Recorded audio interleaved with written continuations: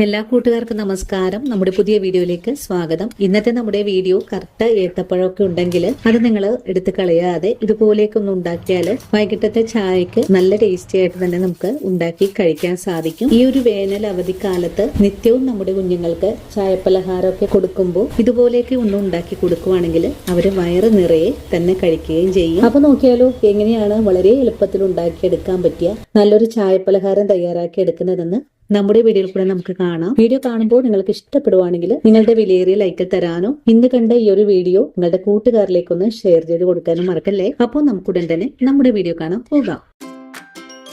ഇനി നമുക്ക് ചായപ്പലഹാരം തയ്യാറാക്കാൻ തുടങ്ങാം. ഇതിനായിട്ട് ഞാനിവിടെ നല്ലപോലെ തൊലി കറുത്തിട്ടുള്ള ഏത്തപ്പഴമാണ് എടുത്തിട്ടുള്ളത്. ഇനി നമുക്ക് ഈ പഴത്തിന്റെ തോലെല്ലാം ഒന്ന് എടുത്ത് മാറ്റിയിട്ട് ചെറിയ ചെറിയ പീസുകളായിട്ട് ഒന്ന് കട്ട് ചെയ്തെടുത്തിട്ട് വരാം. പഴം ചെറിയ ചെറിയ പീസുകളായിട്ട് ഇവിടെ കട്ട് ചെയ്തെടുത്തിട്ടുണ്ട്. ഇനി നമുക്കിതിലേക്ക് കുറച്ച് ചേരുവകളൊക്കെ ഒന്ന് ചേർക്കണം. ആദ്യമേ ഞാനിതിലേക്ക് ചേർക്കുന്നത് 2 ടേബിൾ സ്പൂൺ അളവില് റവയാണ്. റവ നമുക്ക് ഈ പഴത്തിലേക്ക് ചേർക്കാം. റവയും ചേർത്ത് കഴിഞ്ഞാൽ പിന്നെ നമുക്ക് വേണ്ടത് 2 ടേബിൾ സ്പൂൺ അളവിൽ തന്നെ പഞ്ചസാരയാണ്. പഞ്ചസാരയും നമുക്ക് പഴത്തിലേക്ക് ചേർക്കാം. നിങ്ങൾക്ക് ഇതിന് പകരമായിട്ട് ശർക്കര പൊടിയും ചേർക്കാവുന്നതാണ്. ഇനി നമുക്കിതിലേക്ക് കുറച്ച് ഉപ്പ് കൂടെ ചേർക്കാം. ഇനി ഇതിലേക്ക് 1/4 കപ്പ് അളവില് വറുത്ത അരിപ്പൊടി ചേർക്കാം. 1 കപ്പ് അളവില് മൈദപ്പൊടി കൂടെ ചേർക്കാം. ഇനി നല്ലൊരു സ്വാദനായിട്ട് ഒരു നുള്ള് ഏലക്കപ്പൊടി ചേർക്കാം.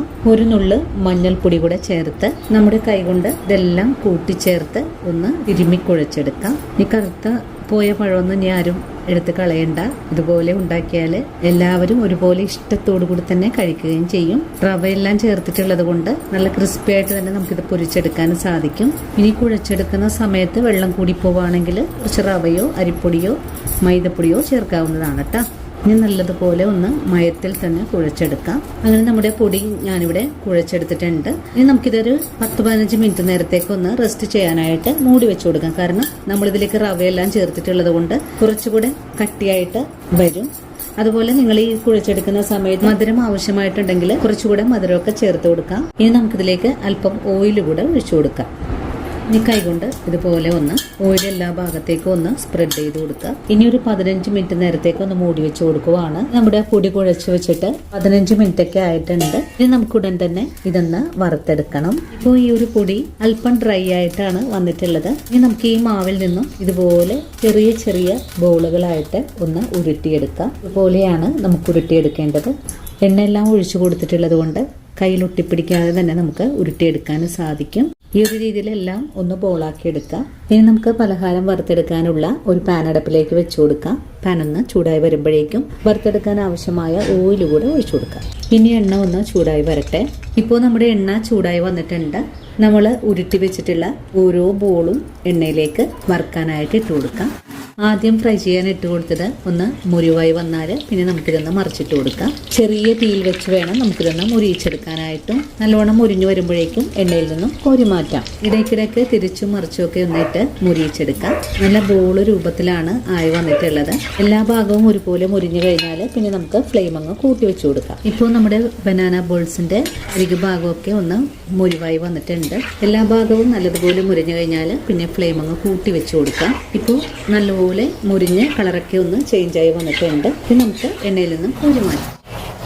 അങ്ങനെ നമ്മുടെ ബനാന ബോൾസ് ഇവിടെ റെഡി ആയിട്ടുണ്ട്. ഇനി നമുക്ക് അടുത്തതും ഇതുപോലെ തന്നെ എണ്ണയിലേക്ക് ഫ്രൈ ചെയ്യാൻ ഇട്ട് കൊടുക്കാം. ഇനി എണ്ണയെല്ലാം പോയിട്ടുള്ള ബനാന ബോൾസ് ഒരു അരിപ്പ പാത്രത്തിലേക്ക് മാറ്റാം. താഴെ ഭാഗം മുരിഞ്ഞു കഴിഞ്ഞാൽ മറിച്ചിട്ട് കൊടുക്കാം. അതിനുശേഷം ഫ്ലെയിം കുറച്ച് വെച്ച് കൊടുക്കാം. ഇനിയിപ്പോൾ നിത്യവും തയ്യാറാക്കി കൊടുക്കുന്ന പഴംപൊരിയൊക്കെ ഒന്ന് മാറ്റി വെച്ചിട്ട് ഇതുപോലൊരു ചായപ്പലഹാരം നമ്മുടെ കുഞ്ഞുങ്ങൾക്ക് ഉണ്ടാക്കി കൊടുക്കണേ. നിങ്ങൾക്ക് ഇതിലേക്ക് നാളികേര കൊത്തൊക്കെ ഒന്ന് നെയ്യിൽ വറുത്ത് ചേർത്ത് തയ്യാറാക്കി എടുക്കാനാണെങ്കിൽ നല്ല ടേസ്റ്റ് തന്നെയാണ് കേട്ടോ കഴിക്കാനായിട്ട്. ഇനിയിപ്പോൾ പഴം കറുത്തു പോയാൽ കഴിക്കില്ല എന്ന് പറയുന്ന സമയത്ത് ഇതുപോലെ ഉണ്ടാക്കുവാണെങ്കിൽ അവർ ഒരുപാട് ഇഷ്ടത്തോടു കൂടി തന്നെ കഴിക്കുകയും ചെയ്യും. അങ്ങനെ രണ്ടാമത്തെ ബനാന ബോൾസും ഇവിടെ റെഡി ആയിട്ടുണ്ട്. ഇത് നമുക്ക് എണ്ണയിൽ നിന്ന് കോരി മാറ്റാം. നമ്മൾ റവയെല്ലാം ചേർത്തിട്ടുള്ളത് കൊണ്ട് അധികം ഒന്നും എണ്ണ കുടിക്കാതെ തന്നെ നമുക്കിത് ഫ്രൈ ചെയ്തെടുക്കാനും സാധിക്കും. അങ്ങനെ രണ്ടാമത്തെ ബോൾസും ഞാനിവിടെ ഫ്രൈ ചെയ്തെടുത്തിട്ടുണ്ട്. ഇത് നമുക്ക് പാത്രത്തിലേക്ക് മാറ്റാം. ഇതുപോലെ തന്നെ നമുക്ക് എല്ലാ ബോൾസും ഒന്ന് ഫ്രൈ ചെയ്തെടുക്കാം. അങ്ങനെ നമ്മുടെ ചായപ്പലഹാരം എല്ലാം ഞാനിവിടെ മുരിയിച്ച് കോരി മാറ്റിയിട്ടുണ്ട്. അപ്പോൾ ഇന്നത്തെ നമ്മുടെ വീഡിയോ ഇത്രയേ ഉള്ളൂ കൂട്ടുകാരെ. ഈ ഒരു വീഡിയോയും കാണുമ്പോൾ കൂട്ടുകാർക്ക് ഇഷ്ടപ്പെടുവാണെങ്കിൽ തീർച്ചയായിട്ടും വീഡിയോകൾ തയ്യാറാക്കി നോക്കുക. തയ്യാറാക്കി നോക്കുമ്പോൾ ഈ ഒരു ചായപ്പലഹാരത്തിന്റെ സ്വാദ് നിങ്ങൾക്ക് ഇഷ്ടപ്പെടുവാണെങ്കിൽ തീർച്ചയായിട്ടും ചേച്ചി ഒന്ന് സപ്പോർട്ട് ചെയ്യാൻ മറക്കരുത്. അപ്പോൾ ഇനി നല്ലൊരു വീഡിയോ നാളെ കാണാം. അതുവരെ ഒത്തിരി സ്നേഹത്തോടെ വീണ്ടും കാണാം.